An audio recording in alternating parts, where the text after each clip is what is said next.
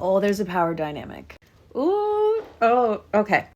Hi, I'm Lindsay. If you don't know me, I'm a certified trauma recovery coach, and I'm also a survivor of abuse in a queer relationship, and this is my platform. This is what I do. This is what I talk about. There is a power dynamic.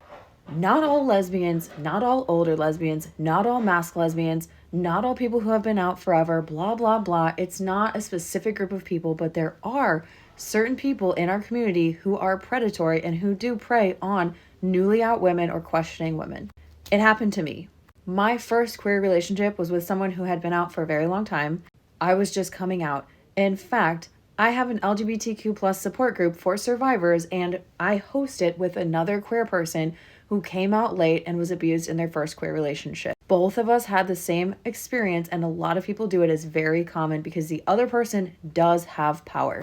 If you don't believe me, you can go check out my podcast. It's Not All Rainbows. I have episodes on there from June of 2022 during Pride Month talking about how abuse is different in a queer relationship, and this is one of my topics.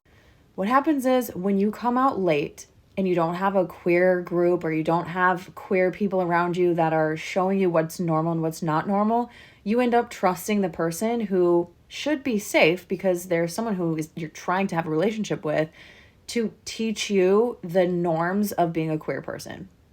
For example, the person that I was with told me that this is the way that lesbians have sex and this is the only way. And I believed that until way after we were broken up and I started hanging out with other people.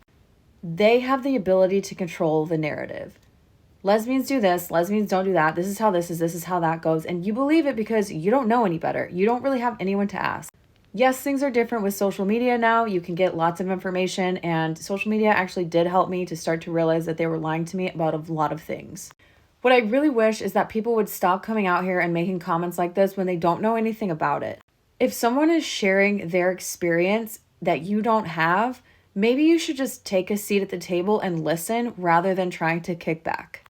Ever since this whole thing came up on TikTok a couple of days ago about this one creator, there has been a lot of victim shaming and abuse enabling, and you know what? We're tired.